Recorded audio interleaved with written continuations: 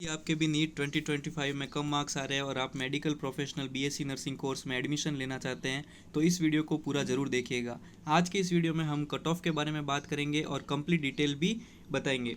तो आज के इस वीडियो के आप सब टॉपिक्स देख सकते हैं कि सब टॉपिक्स क्या क्या रहने वाले हैं। सबसे पहले हम बात करेंगे कि बीएससी नर्सिंग क्या है, फिर नर्सिंग को क्यों चुने, नर्सिंग के लिए बीएससी नर्सिंग करने के लिए आपके एलिजिबिलिटी क्या रहेगी नीट के थ्रू। उसके बाद हम बात करेंगे ऐसे कौन कौन से इंस्टीट्यूट से नीट के थ्रू एडमिशन देते हैं और नीट की कट ऑफ क्या रहेगी।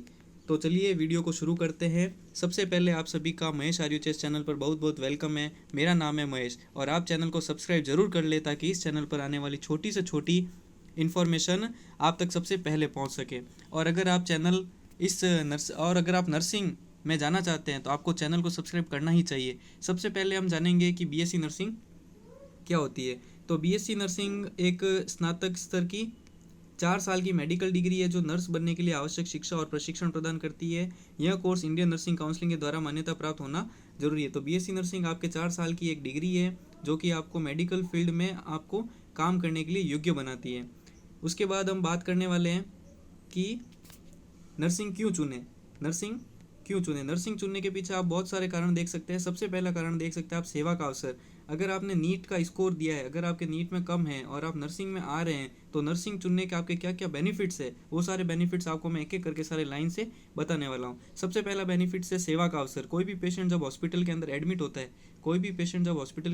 होता है तो वो एक भाव लेके आता है कि वहाँ पे मेरी सेवा होगी और वो सेवा का कार्य जो होता है वो नर्सिंग प्रोफेशन करते हैं। डॉक्टर्स जो होते हैं वो आएंगे, पेशेंट का मेडिकल डायग्नोसिस करेंगे, डायग्नोसिस करके उसका ट्रीटमेंट लिखेंगे, ट्रीटमेंट लिख के वो आप चले जाएंगे। लेकिन उसके बाद उस ट्रीटमेंट को कैसे करना है, पेशेंट की जो इमोशनल सिचुएशन होती है उसको कैसे ट्रीट करना है, वो सब काम अपन को करना है। उसके बाद अपन बात करें कि नर्सिंग एक प्रोफेशनल डिग्री है।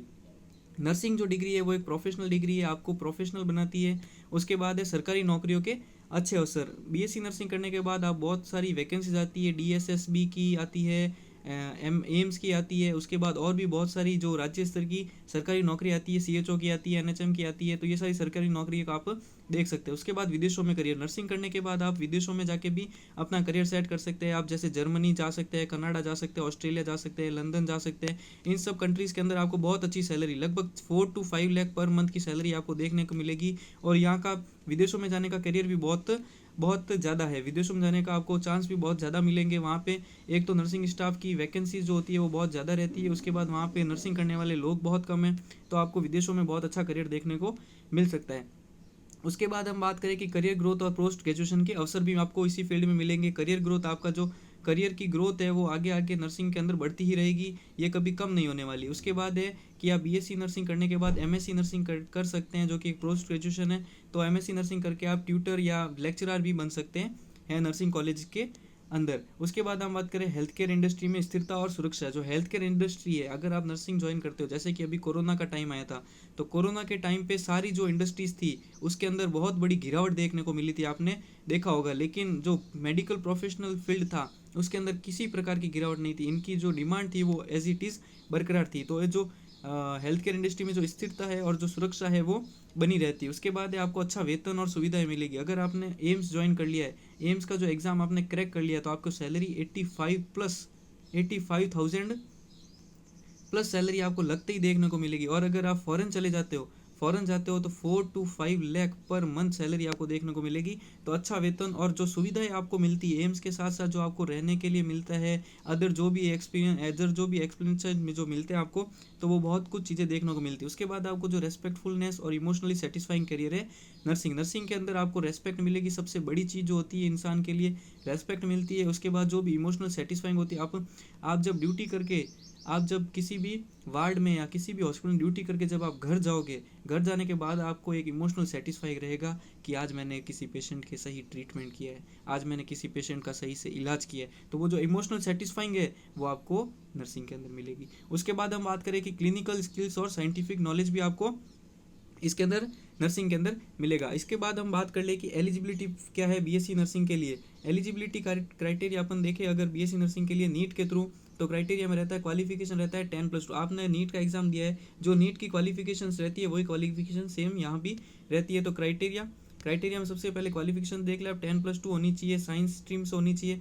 सब्जेक्ट आपके रहने चाहिए physics, chemistry, biology and English. उसके बाद मिनिमम मार्क्स आके अगर जनरल कैटेगरी के अंदर आते हो तो 45 to 50% aggregate in BSc PCB physics chemistry and biology, और रिजर्व कैटेगरी है SC ST एंड OBC के लिए 40 to 45% में वेरी स्टेट एंड अलग अलग वेरी करते हैं ये स्टेट और यूनिवर्सिटी के हिसाब से। उसके बाद आपको एक रिकॉग्नाइज्ड जो बोर्ड होता है, चाहे वो CBSE ICSE या स्टेट बोर्ड है, उनसे मतलब 12th जो है वो मान्यता प्राप्त बोर्ड से आपकी की हुई होनी चाहिए। उसके बाद हम बात करते हैं कौन कौन से इंस्टीट्यूट्स है, ऐसे कौन कौन से इंस्टीट्यूट्स है जो नीट के थ्रू BSc नर्सिंग में आपको एडमिशन देते हैं। तो उसके अंदर सबसे पहला है आपके दिल्ली की जितनी भी 12 नर्सिंग कॉलेजेस है, दिल्ली की जितनी भी 12 नर्सिंग कॉलेजेस है वो सारी की सारी नर्सिंग कॉलेजेस आपको नीट के थ्रू ही BSc नर्सिंग के अंदर एडमिशन देती है। उसके बाद BHU बनारस हिंदी यूनिवर्सिटी जो यूपी में अंदर है, ये भी आपको नीट के थ्रू एडमिशन देती है। उसके बाद MNS जो होती है मिलिट्री नर्सिंग सर्विसेज जो नर्सिंग कॉलेज है, उसके अंदर भी आपको नीट के थ्रू ही एडमिशन देखने को मिलेगा।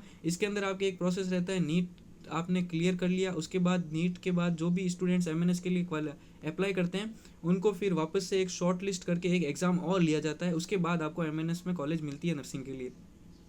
उसके बाद भोपाल की कॉलेज है BMHRC, उसके बाद PGIMR चंडीगढ़, कर्नाटका में भी 2 कॉलेजेस है आपको जो नीट के थ्रू आपको BSc नर्सिंग का कोर्स करवाती है।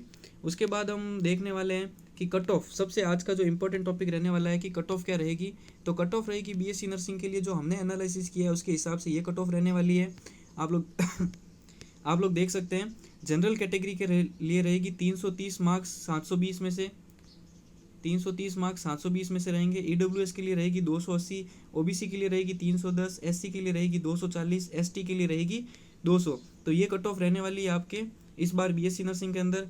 तो क्वालिफिकेशन और जो क्वालिफिकेशन मार्क्स की अगर हम बात कर लें कि ये तो रहने वाली है कट ऑफ, और उसके बाद जो क्वालिफिकेशन मार्क्स है जो जैसे काउंसलिंग किस किस को करवानी है, तो क्वालिफिकेशन मार्क आपके लिए रहेंगे 144 रहेंगे जनरल के लिए और 117 रहेंगे अदर कैटेगरी के लिए।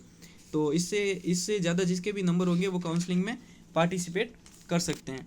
ठीक है, तो चैनल को आप सब्सक्राइब जरूर कर लेना और टेलीग्राम चैनल को ज़रूर ज्वाइन कर लेना। वहाँ मैं आपको गाइड करूँगा कि BSc नर्सिंग में काउंसलिंग कैसे करवानी है, कितने कॉलेजेस है, सारा डेटा मैं प्रोवाइड करवाने वाला हूँ, कितनी सीटें हैं, काउंसलिंग से रिलेटेड छोटी से छोटी डिटेल आपको चाहिए तो आप मेरा टेलीग्राम चैनल अभी ज्वाइन कर लेना। मैं अब नीट के थ्रू भी जो बच्चे आने वाले हैं उनको भी मैं गाइड करने वाला हूँ। टेलीग्राम चैनल का लिंक डिस्क्रिप्शन बॉक्स में है। उम्मीद है वीडियो आपको अच्छा लगा होगा। अगर अच्छा लगा है तो वीडियो को लाइक करना, चैनल को सब्सक्राइब करना मत भूलना, इससे हमारा हौसला बढ़ेगा। धन्यवाद।